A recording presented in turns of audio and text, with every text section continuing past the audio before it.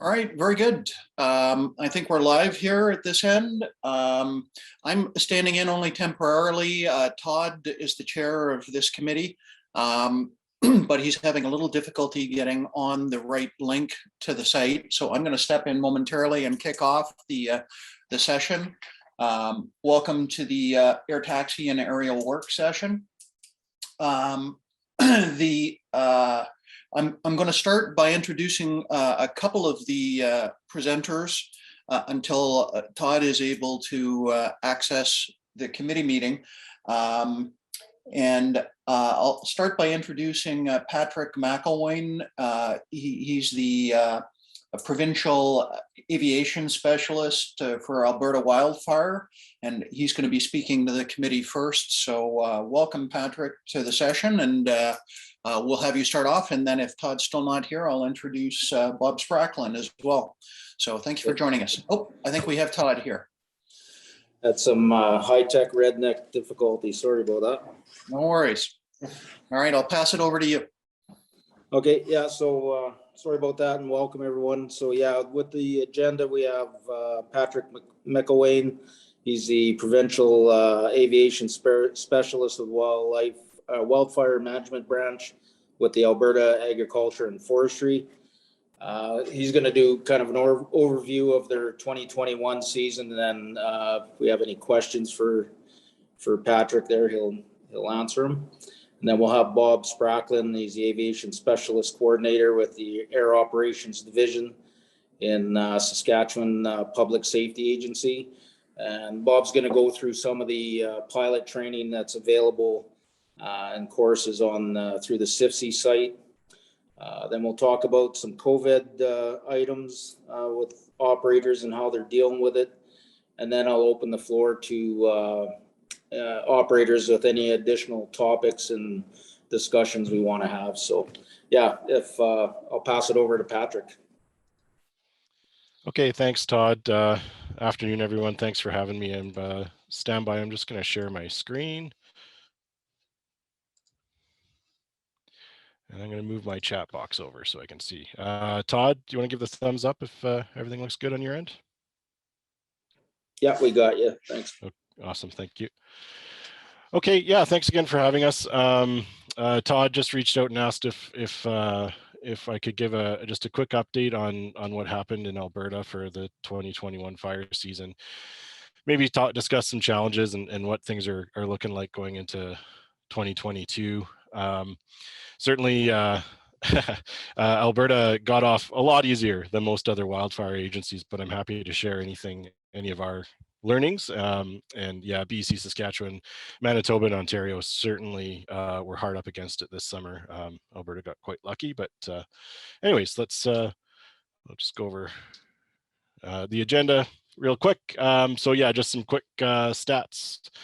In terms of long-term contract and casual helicopters, discuss aviation occurrences quickly, and then just some random provincial updates, and then I can take questions. I'll try and get through this fairly quickly. Most of you probably have the bulk of this presentation already. Aaron Barnhart, our new helicopter specialist, has sent it out. I've changed it slightly for this particular presentation.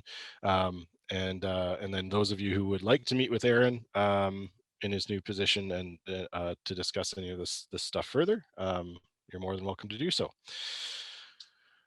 So in terms of wildfire occurrence, we had 1,271 fires. 10-year average is just over 1,300 fires. So we're fairly close to our average. 67% of those were human caused, 33% lightning caused.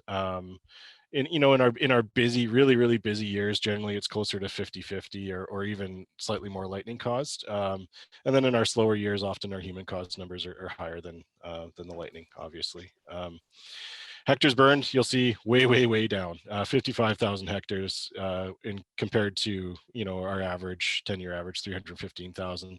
And a lot of those 55,000 hectares were fires in our northeast that we weren't actioning, just monitoring. So although we had really extended periods of high hazard due to the heat dome, just like certainly British Columbia did, we didn't get the fire occurrence that that BC did. Thank God, because it would have been a real stretch resources on resources nationally for sure. It already was. So if we had one more agency busy, it would have been a real tough go, or tougher than it was for BC certainly, and Saskatchewan. Hours flown. So 14,000 hours flown, average of 35,000. So way down. 10,000 of those hours were casual charter hours, and then around 4,000 were our long-term contracts. And we hired 44 different operators, those casual operators, for 2021. Split up by type. So the orange column here under all types is the average, our 10-year average. And then we've split it up by type: light, intermediate, medium, heavy. So you can see we're, in our most common types, intermediate and mediums, we're certainly well below our 10-year average there.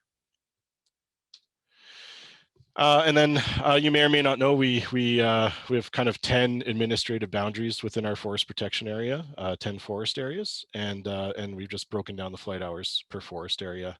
The black columns are casual charter hours flown. The yellow is the long-term contracts. I don't really know what it means, because like you'll see Fort McMurray.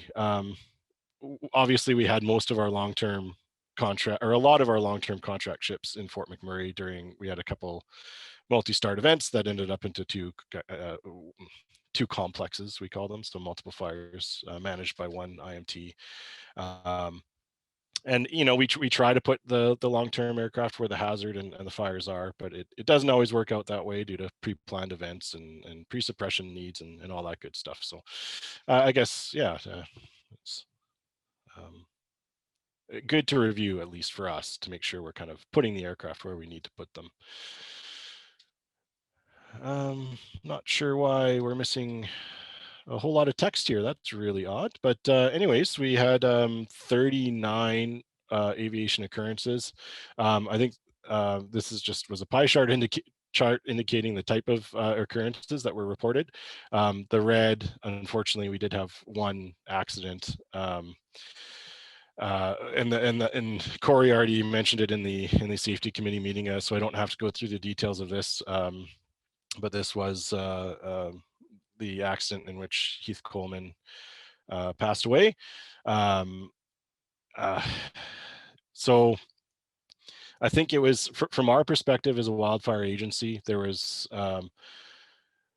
first of all, thank you for everybody who was involved, and not just the company involved, but all the other companies who I spoke to. There was a few days there, or maybe even more than a few days, where there's a lot of confusion as to perhaps the cause and the fallout from the cause in terms of grounding aircraft, not grounding aircraft, what Transport Canada is doing, why hasn't there been an airworthiness directive released, all those things. So I thank you for, I was making a lot of phone calls during that time period to try and get information, and thank you for everyone for being forthright with that info.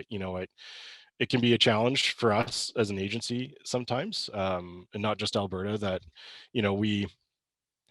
we're the customer, but we're also a family. We spend almost just as many hours in those aircraft as you and your staff do, and it's important that we share information. So anything we can do as an agency, we will do. So obviously a horrible outcome, but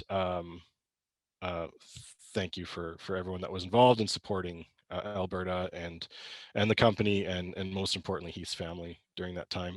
Just something to note on this: we do have a fallen firefighter memorial at our training center in Hinton, and there are plans for this spring to honor Heath with adding him into the memorial. So there's a main memorial site with a gazebo and in a kind of a garden area, and then unfortunately the people we lose, we place a plaque on a rock in that garden area. And so we've been in contact with Heath's family, and they're supportive of it. So that's what we're planning on doing this spring. And then we're also in contact with the Canadian Fallen Firefighter Foundation. They have a big event every spring, Correction Fall. up until COVID hit, of course. And so we've sent an application submitting Heath's name to honor him in the foundation. And so a number of us will be attending that ceremony in fall of 2022, including Heath's family. The last comment on aviation occurrences, Alberta has certainly been focusing on airspace conflicts for the last number of years. I think we've been fairly successful. The reason a couple of the reasons we're focusing on these airspace conflicts are obviously the high consequence. It likely would not be survivable. Having an airspace conflict while flying, and then the other possibly more important fact is that they're almost 100% preventable. Our agency, as a wildfire agency, we have a lot of influence over how we allow aircraft to enter, work in, and depart our restricted airspace, the Class F airspace. And so we're doing everything we can in conjunction with you and your staff to reduce these preventable occurrences. And we're starting to see some success through our online pilot training program, and are revising our SOPs to make them more realistic and safer. And here's just, I guess, the stats here. Seven incidents reported in 2021, which is somewhat average, pretty average actually. Which is interesting because of the very, very small amount of flight hours. There was, I guess, non-statistically, reports from our air attack officers and other pilots and staff and everything. There has been a noticeable improvement, and I certainly agree with this. Over the last 5 or 6 years, I obviously I'm in the flying around quite a bit, in the air quite a bit, and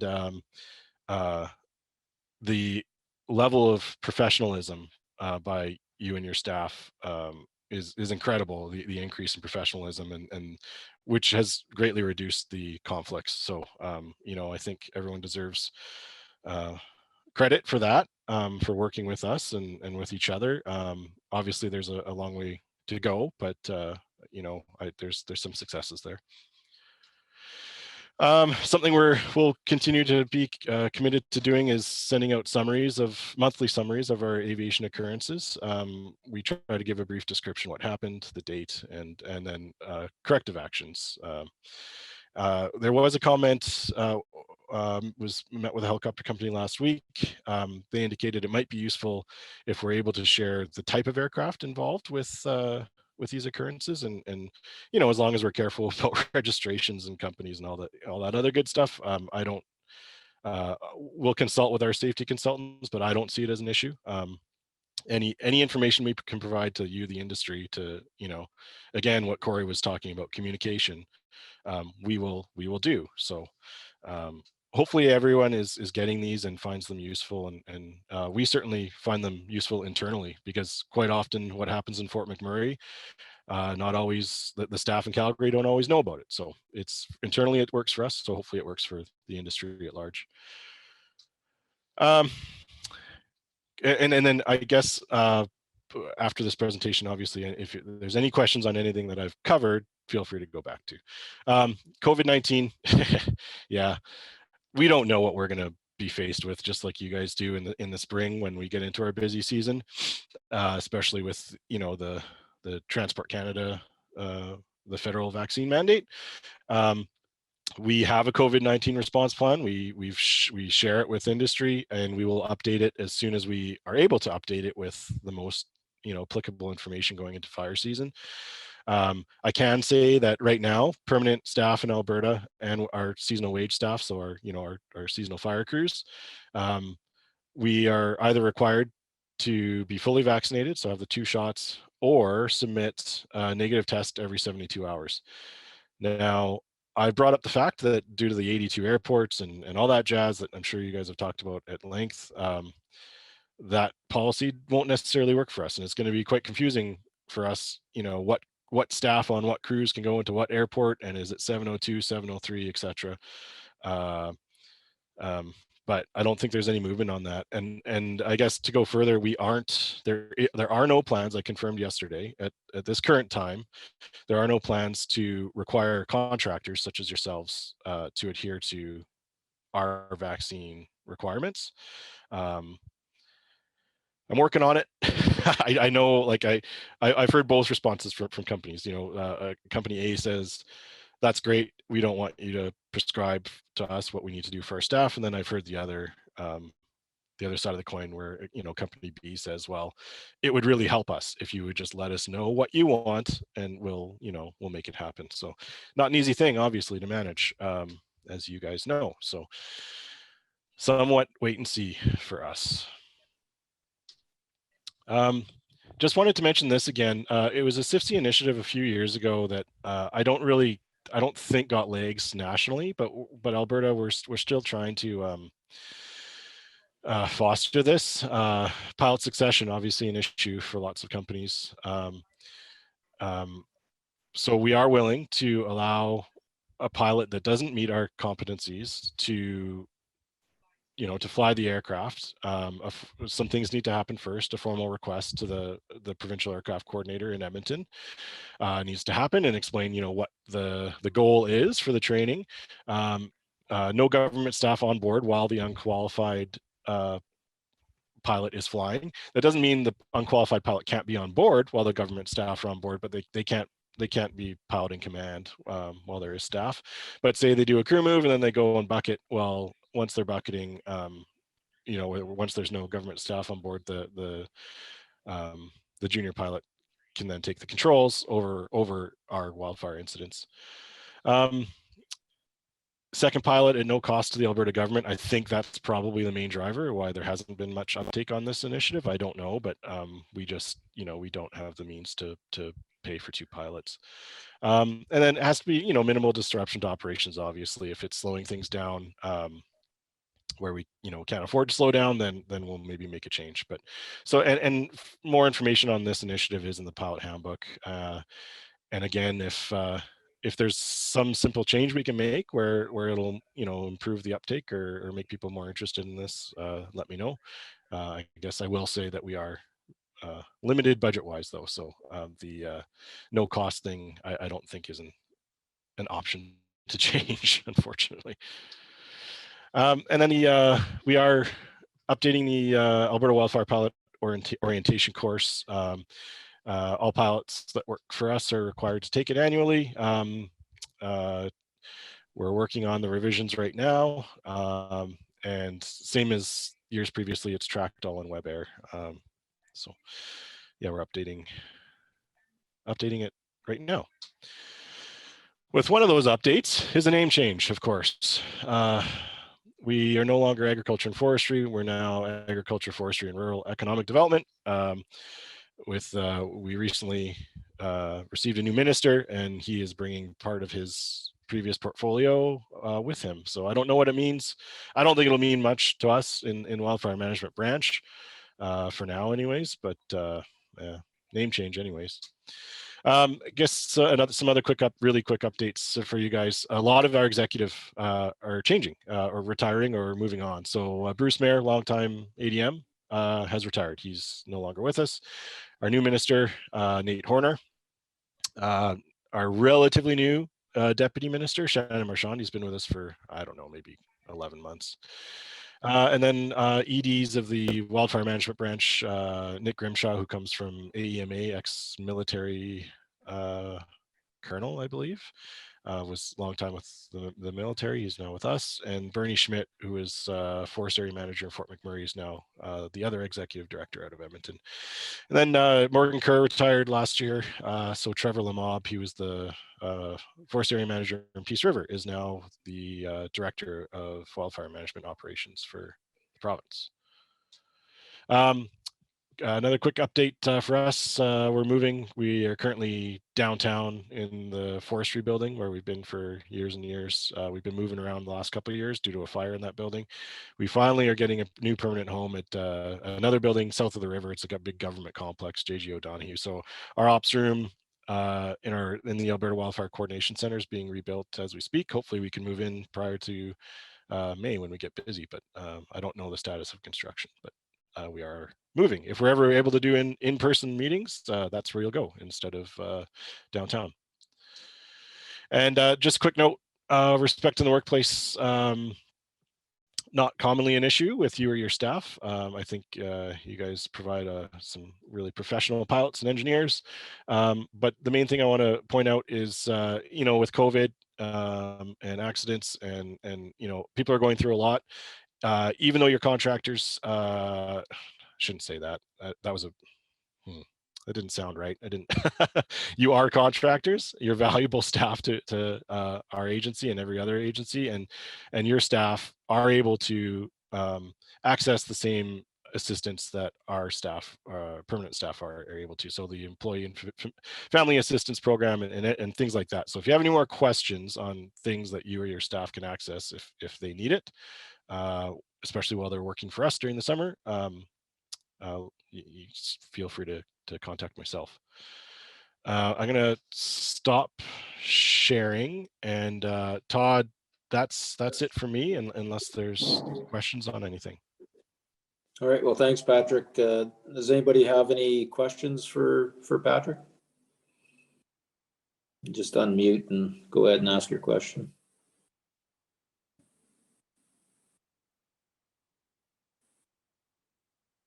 No questions? Okay, well, I'll pass it over to you, Bob, if you could give us your update. Hey, coming across good? Yeah, we got you. Okay. Just wanted to, I'll speak very, very quickly to our wildfire season, and then I'll come to the main point that I asked to be part of this meeting. Our season this year, overly long. We will have several fires that are going to be burning over winter. Our number of fires was high. The unusual fact was the drought conditions, which has given us an average day of any of the fires over 5,000 hectares of lasting 43 days per fire.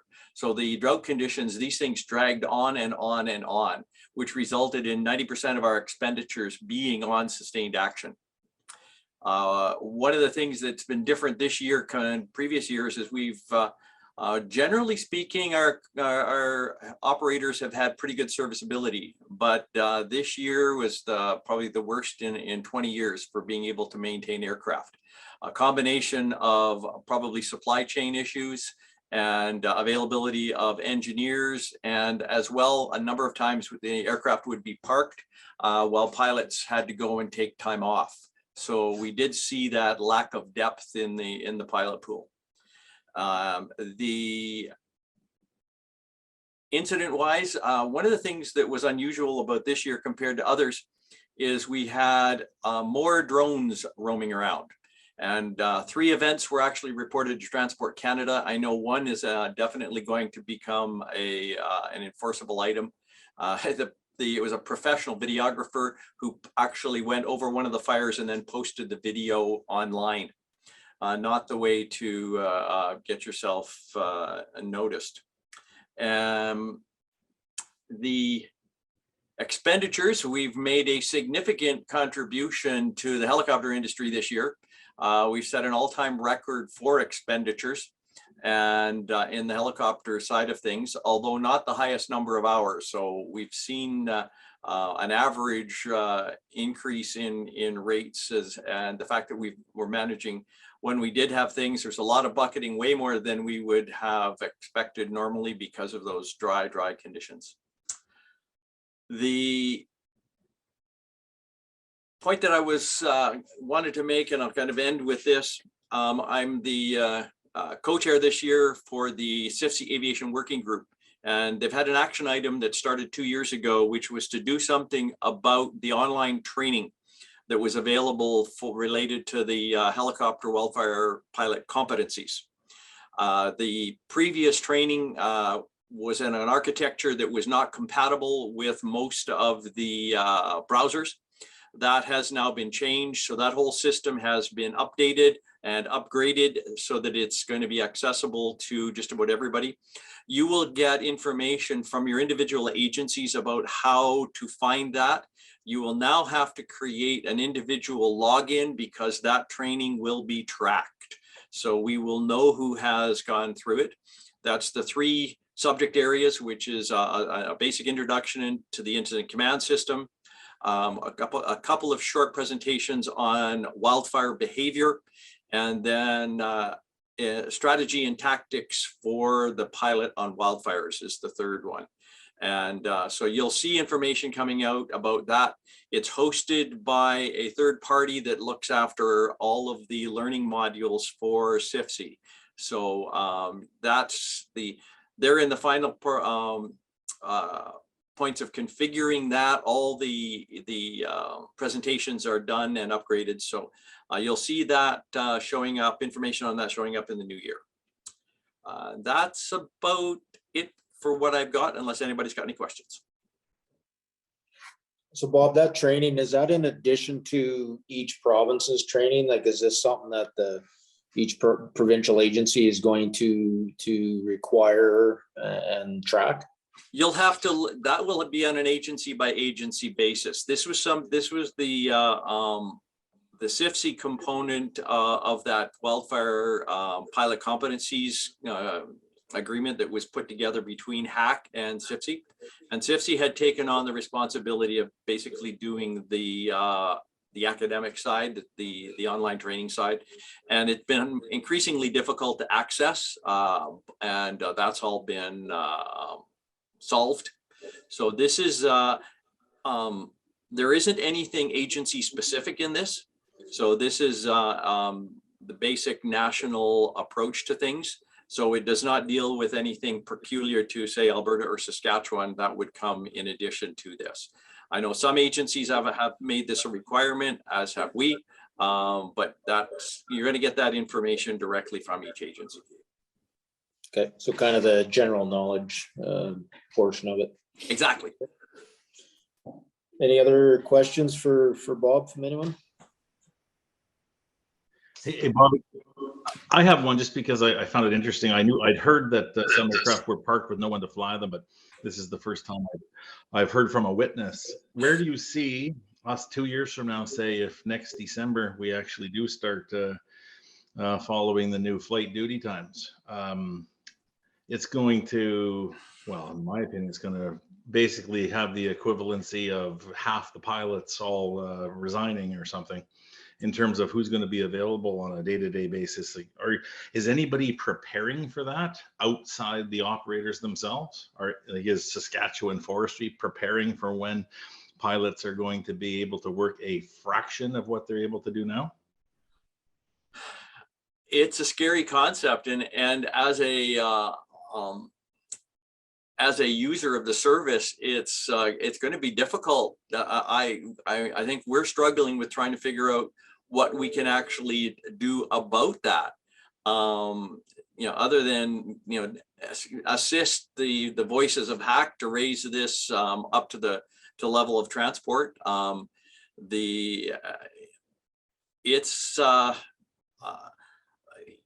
The way that we're kind of putting it to our upper management is that this is going to be at least an increase in expense and a decrease in efficiency. And those two things create a decrease in effectiveness. So one of the thoughts that people are putting out there is maybe we need to create significantly more long-term contracts and tie up and make sure that we've got more available and not depend upon the speculative aircraft. So that is something that I know is being looked at by a number of agencies. So we're reviewing our long-term contract processes and aircraft and this kind of thing. One of the things I did notice that in the last 5 years or more, there's been a significant decrease in the number of medium helicopters listed on WebAir. That I think is a combination of aircraft that have left the country and also aircraft that I know were parked. I know of at least 3 operators who had Bell mediums parked for the entire season for lack of ability to get them serviceable. So that's in terms of anything that's concrete, that's about as far as I can comment. And Todd, I have a comment if you don't mind. Yeah, go ahead, Fred. It's sort of related to the comment I made to Nick yesterday on the call with the Director General Civil Aviation, and 702 technically has been excluded from the application of the new fatigue management rules, but it's been raised in a couple of committees and in other discussions that there's a blurred line between a 702 operation and a 703 operation. I think part of our job, and when I say our job, I mean industry and HAC, is to make the case to Transport Canada that it would be ridiculous to suggest that you can use an aircraft that's moving crews around fires or water bucketing on fires, that you can't also use that aircraft to resupply a fire tower, or to do loaded patrols, or to use the aircraft in some fire related capacity where it would trigger a move to 703. Now, I appreciate that there are all sorts of scheduling issues with, limiting pilots to 702 operations, but I think that's a separate but related issue. But at least if we could capture with a fence the broadest spectrum of operations that are related to wildfire management, not necessarily firefighting, because that creates a different sort of perception of what the job is about, but wildfire management, where they would be excluded from the application of the fatigue management rules. That's one prong to dealing with the fatigue management regulations as far as industry is concerned. There are other approaches that HAC will likely be moving forward with on that front, but that's one of them where firefighting is concerned anyway. I'd like to strengthen Fred's comments, because I have had conversations with Transport Canada officials who have basically told me that if you don't have a fire, you don't have a 702 operation. So everything you do before, when related to a fire, is not necessarily 702. It's probably 703, unless you've got a fire burning. So the amount that's we've got to do something about that, exactly like Fred said. And there are other, like when you consider, for example, and I've heard the discussions around, Corey's comments about replacing crews on drills and taking a geologist out, that sort of thing. I mean, there is some real confusion out there for sure, but at least where firefighting operations are concerned, I think we could really help bring some clarity to the issue by helping define it for Transport Canada, so that, loaded patrols, for example, there is no fire. They're out there looking for fires, and technically an inspector who was uninformed could say, well, that's not really wildfire. It's not firefighting operations or wildlife or wildfire management, because there is no fire. But the reality is it's 702, it's 702, it's 702, because those people are not being moved for the purpose of moving them from A to B. They're being used for the purpose of spotting fires, when they're on a loaded patrol. So that is clearly a wildfire management issue. And I think we have to go through all of the scenarios that are potentially problematic, that could, cause any inspector to say that's a 703 operation and not 702, and bring some clarity, because we're in the best position to do that. I love your optimism, Fred, after all. I wouldn't be here, Todd, if I wasn't an optimist. Yeah.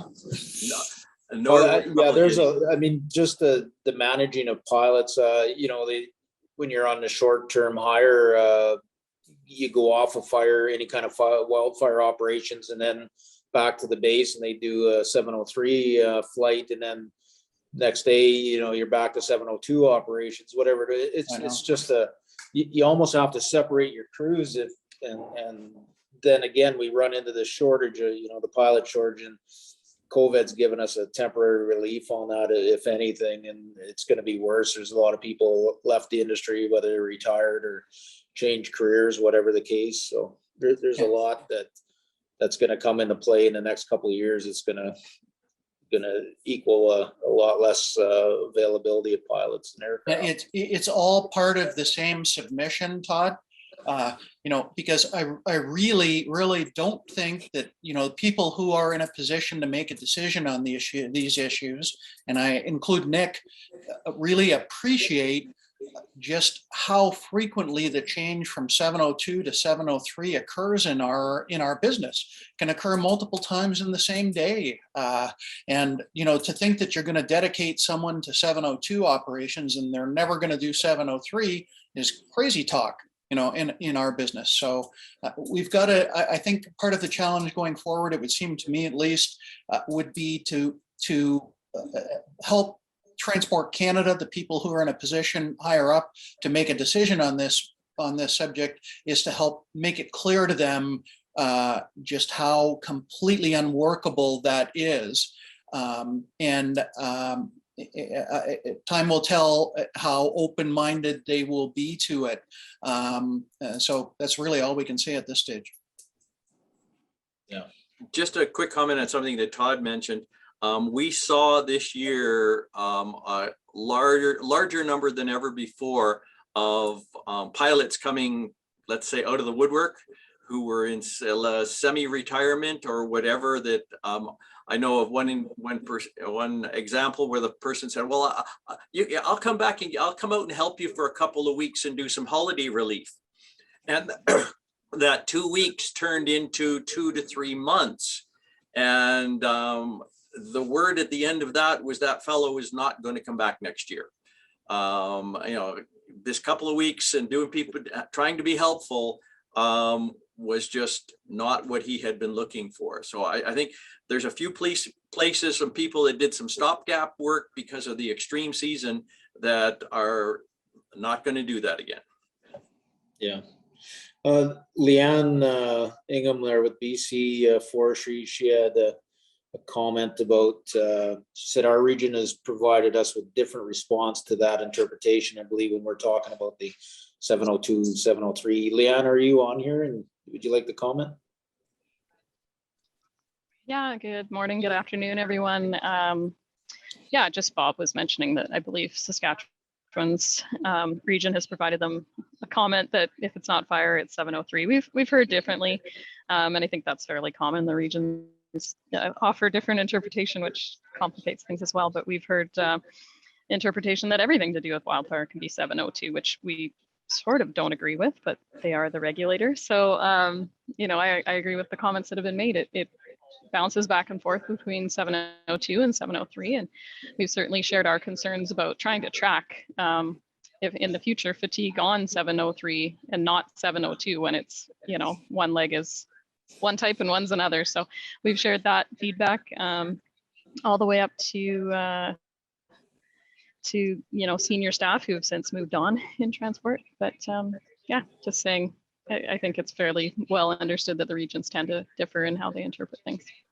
We have, sorry, just to add one more point to Leanne's, and that is, these are points that we made very clear in multiple submissions to Transport Canada on this subject in the run-up to the new regulations being brought into law.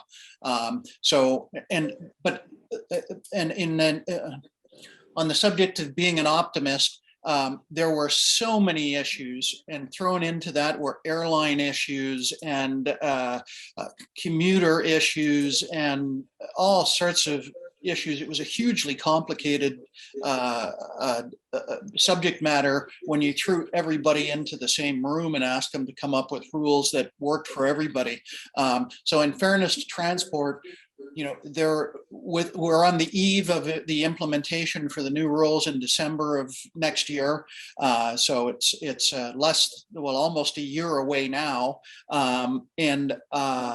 They may be more open to voices that articulate the huge problems that the split will create in operations like wildfire operations, and they may resonate more at this point now that the dust has settled on 705 a bit, and we're just left now with 703, 704 implementation for the fatigue management rule. So the timing may be right, I guess, as I would argue, on the note of being an optimist, that they may have more experimental capacity now to actually listen to some of the real world concerns about how this is going to work for us. Okay, thanks, Fred. Any other questions for Bob? All right, thanks a lot, Bob, for that information. So the next topic I have on the agenda is COVID. And obviously with the recent interim order and information that's come out, kind of how it affects operators out of the Annex A airports, as well as those that operate from those airports from time to time. So if anyone wants to bring anything up as far as that and how it's affected your operations, I know for us, I think we lost 3 pilots total between fixed wing and rotary in our company, with them not doing the vaccination. So I just thought if people want to share what their experiences are and issues or concerns that they're dealing with COVID, or if there's any questions on the clarity on how the rules affect the different operations.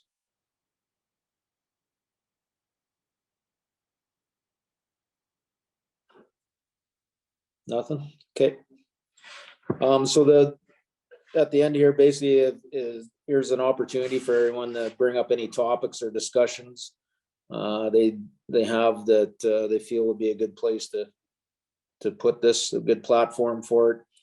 The one thing I'll bring up in the past, there was talk about updating the mountain flying best practices, kind of putting more meat to the whole thing and more detail as far as the different parameters that are being flown.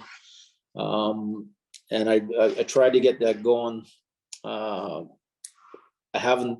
don't have the experience. I've reached out, and I know people got busy with different operations, but I haven't got any anywhere further with that. And it's been a couple of years. So if there's anybody here with mountain operations and would like to help out with revisiting the best practices and seeing if we could do some updates to it, feel free to contact me. And I'd see, Leanne, you have another question? Yeah, thanks, Todd. I did just want to take a moment, if I'm allowed, to just address the wildfire season for BC. So Todd did reach out and ask for a presentation from us. As many of you probably know, I'm no longer the superintendent of aviation. I've been seconded into still within wildfire, but a job to support catastrophic response for the province, the aviation response. So how's that for timing? I am currently sitting in Victoria in the Provincial Coordination Center, leading our aviation response. So unfortunately, we've had some staffing changes in the last month and no one was able to join this call. I still remain quite engaged with HAC, so I did want to call in and listen. So this isn't a formal presentation by any stretch, but I did just want to explain why BC wasn't able to make it, because we do value this group and the interactions we've had previously. I wanted to express, so this summer I was in the field for over 60 operational days doing helicopter coordinator. I was not in the office or doing a lot of the roles I've been doing previously, but I wanted to express my gratitude to all of you that were engaged. It was a phenomenal year for us, as everyone knows. I have some rough stats, but I'll just highlight 2 of them. This was the year we flew the most hours ever. These aren't final numbers, but what I have in front of me from a couple weeks ago, there's still some invoices to process, so these numbers will go up, but 43,000 hours of flight time, rotary wing. And I believe total cost looking at over $158 million spent on rotary wing. So again, significant amount. And the best part of all of that is no accidents resulting in injuries or fatalities, which again, kind of boggles my mind, but we're very grateful for that and very grateful for the professionalism of all the crews out there that continue to support safe operations in extremely challenging conditions. So again, just gratitude for that.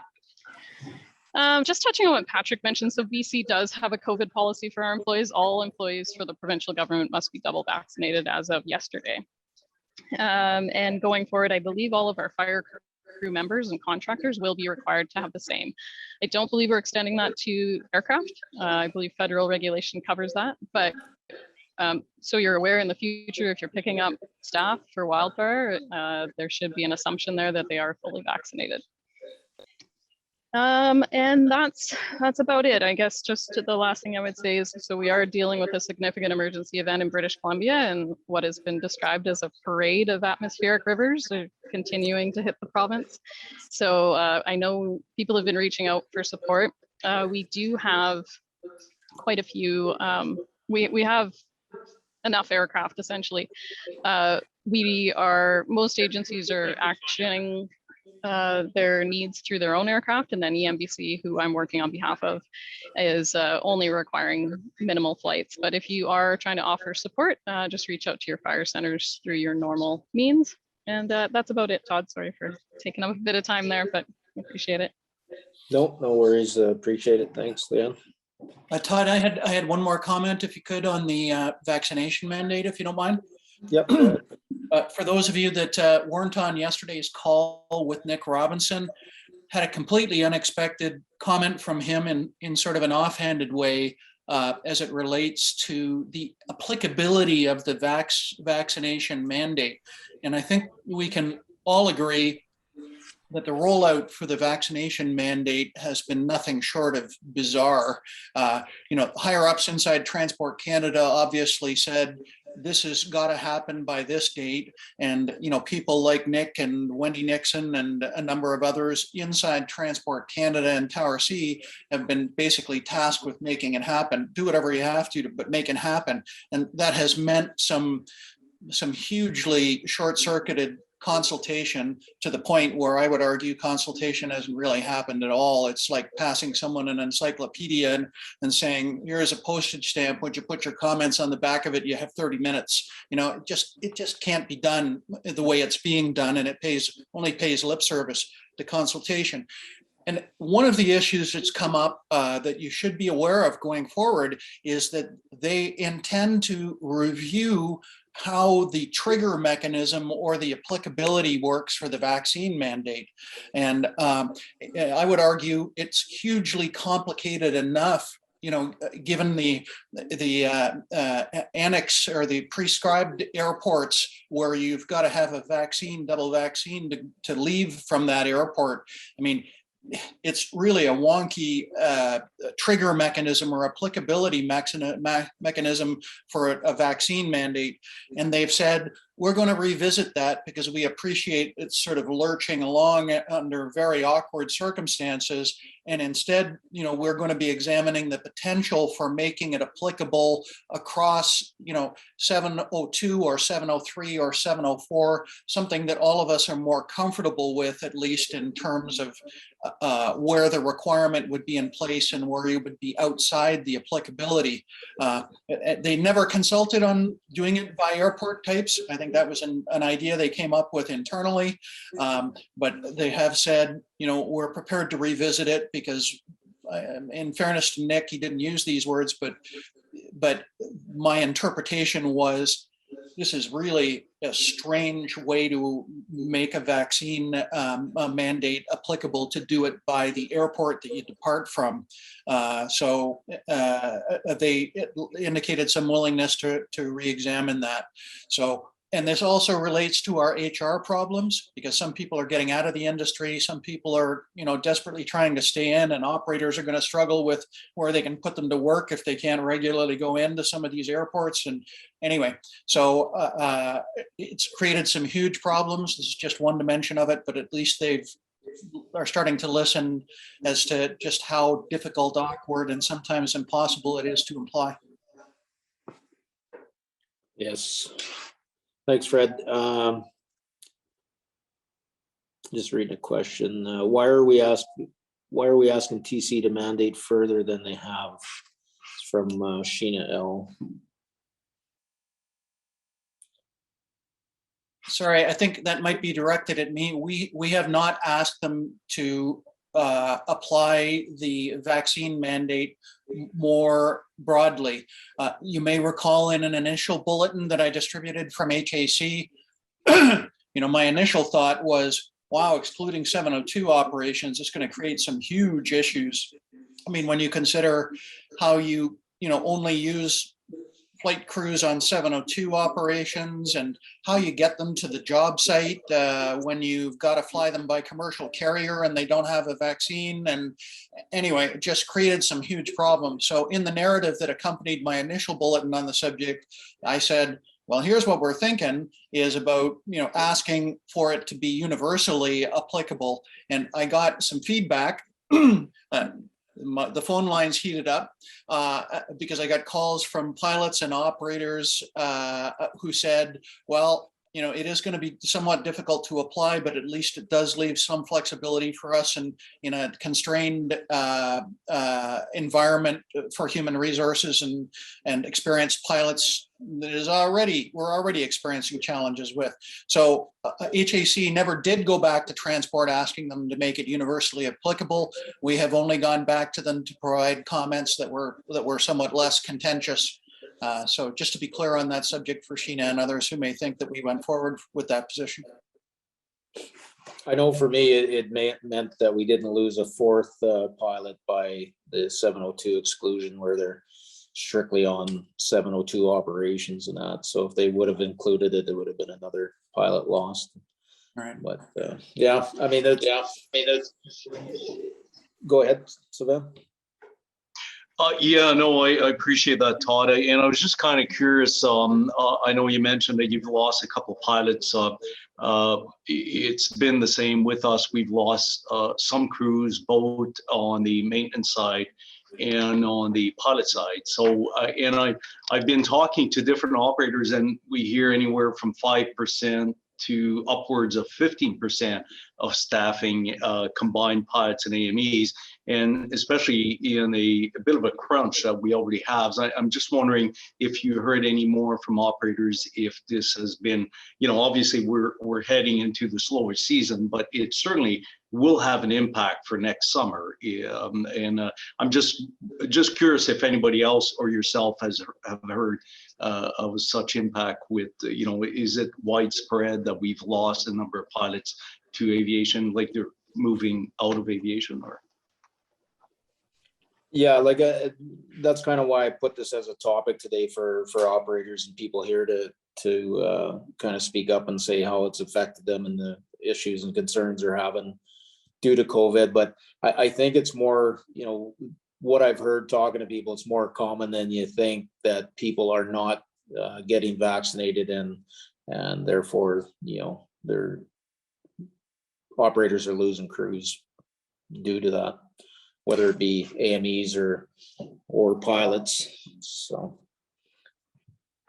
and again, like we talked about into a, previous to COVID, we're at a critical stage of human resources for pilots and AMEs. And like I said, COVID was kind of a small band-aid. And as we see operations get somewhat back to normal, at least air travel increasing and flight operations increasing, as Corey mentioned in the safety meeting, a lot of projects that were canceled are kind of getting put back onto the plate and moving forward, whether it be mining, oil and gas, forestry, etc. So you're going to see that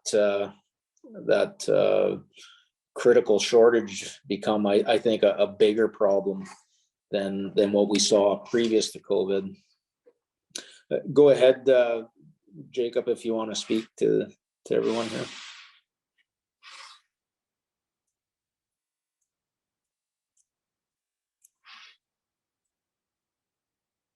Jacob Foreman. Okay. Let's see if I can bring up his. So from Jacob, he said that he believes that Nick made a comment that TC recognizes that the current specified airports regs may create an unlevel playing field for operators. Example, operators that are not located at the specified airports may have a competitive edge over those that are located at those airports. So, and yeah, I mean, it's a valid point. I know in one of the meetings through HAC that we had with transport, it was that question was also brought up.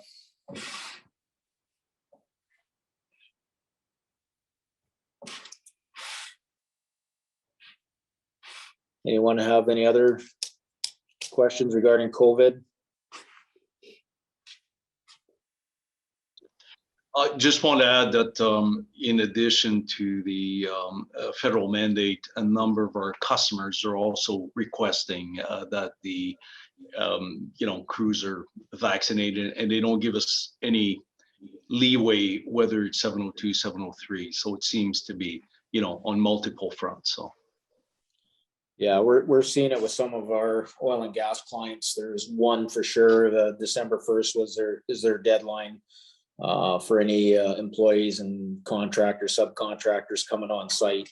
Full vaccination is required, and a lot of other places have the following, whether for Alberta provincial guidelines of either full vaccination or the COVID negative test within 72 hours. But yeah, we're going to see that from numerous clients as well.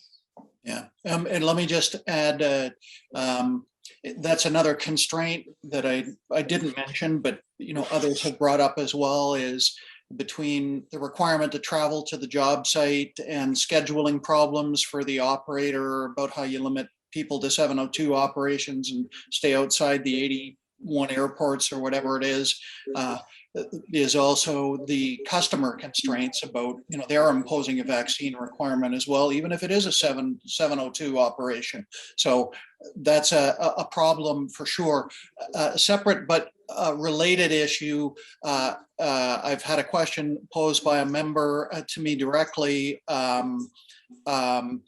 and Kathy raised it on the call with Nick. We've had a couple of conference calls with Nick and Wendy Nixon on this subject, and Kathy Press, the chair of our flight training committee, raised the competitive issue, which is, now you've taken, if you have your business that just happened to be located at one of the specified airports, now all of a sudden, there's your customer base may be constrained for flight training units. Your students have to do extra things.